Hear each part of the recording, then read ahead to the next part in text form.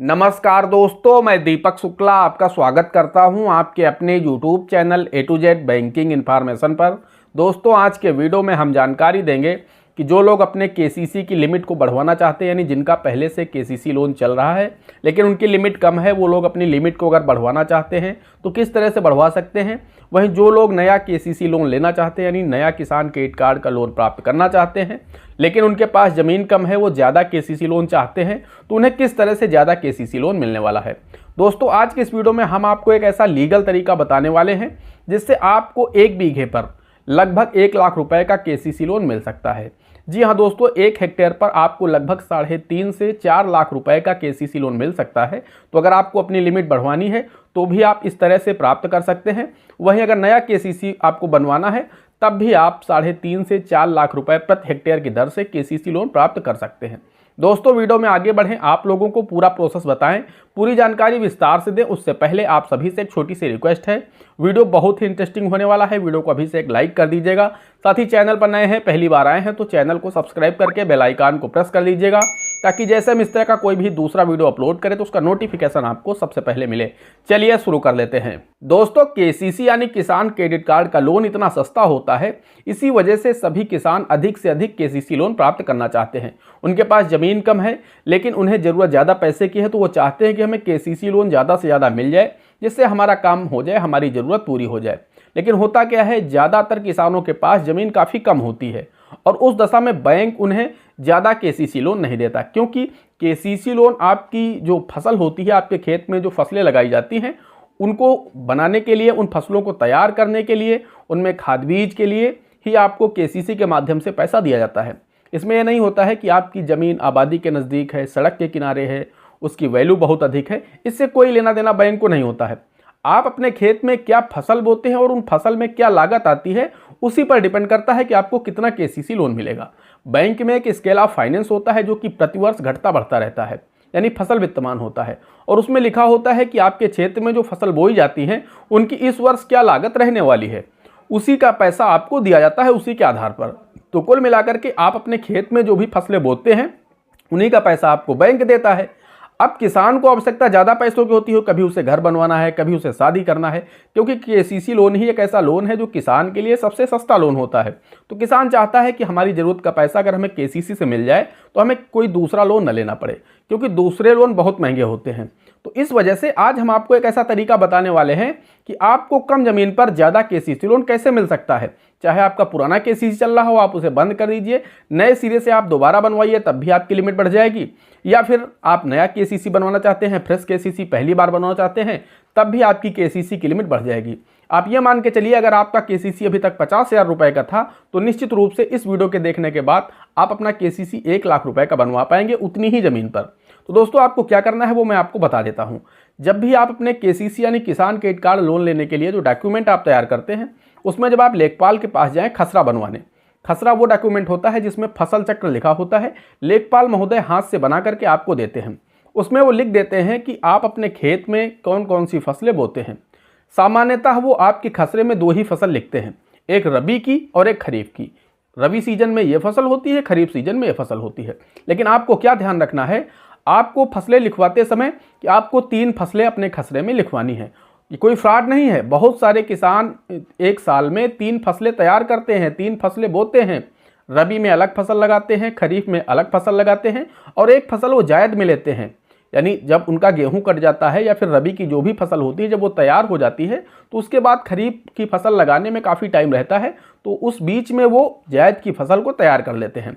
कोई 60 से 70 दिन की फसल, 80 दिन की फसल वो तैयार कर लेते हैं और उसके बाद तो कुल मिलाकर के उनकी साल में 3 फसलें होती हैं। तो आप कोई गलत नहीं कर रहे हैं लेखपाल से ऐसा बोलकर कि हमारे खसरे में 3 फसलें लिख दीजिए। लेकिन अमूमन होता क्या है कि लेखपाल 2 ही फसलें लिखते हैं। लेकिन आपको ये ध्यान रखना है कि आपको 3 फसलें अपने खसरे में लिखवानी ही लिखवानी है। जब आप अपने खसरे में 3 फसलें लिखवाएंगे, और दूसरी चीज़ का आपको क्या ध्यान रखना है कि आपके क्षेत्र में जो सबसे महंगी फसलें हैं वही आपको अपने खसरे में लिखवानी है। कहने का तात्पर्य यह है कि आपके क्षेत्र में जो भी फसलें बोई जाती हैं और उसमें जो सबसे महंगी फसलें हैं, खरीफ की भी और रबी की भी और जायद की भी, वो तीनों फसलें आपको अपने खसरे में लिखवानी हैं। इसके लिए आपको लेखपाल महोदय को अगर कुछ सुविधा शुल्क देना पड़ जाए तो ज़रूर दीजिए, क्योंकि खसरा आपका बहुत ही इंपॉर्टेंट डॉक्यूमेंट है आपकी केसीसी की लिमिट को तैयार करने में। तो अगर आप ये खसरा बनवा लेंगे 3 फसल वाला, इससे आपकी केसीसी की लिमिट काफ़ी ज़्यादा इंक्रीज हो जाएगी। मैं आपको आगे बताने वाला हूँ कि किस तरह से इंक्रीज होगी, कितनी इंक्रीज होगी। तो दोस्तों होगा क्या, जब अगर आप खसरा बनवा लेते हैं और 3 फसलें उसमें लिखवा लेते हैं, उसके बाद अब दोस्तों हम आपको बता देते हैं, जैसे मेरे क्षेत्र में रबी सीजन में आलू होता है, खरीफ सीजन में धान होता है और जायद के सीजन में किसान भाई टमाटर की फसल लगाते हैं। तो कुल मिलाकर के अगर 3 फसलें लिख जाएंगी खसरे में तो उससे क्या बेनिफिट होगा वो मैं आपको बता देता हूं। अब देखिए हमारे यहाँ जो स्केल ऑफ फाइनेंस है आलू का वो है 1,21,000 रुपये प्रति हेक्टेयर। तो अगर मेरे पास 1 हेक्टेयर ज़मीन है तो 1,21,000 रुपये मुझे आलू की लागत का मिल जाएगा। उसके बाद 1 हेक्टेयर धान की लागत की अगर हम बात करें तो उसका है 63,000 रुपये, तो 63,000 मेरा ये हो जाएगा।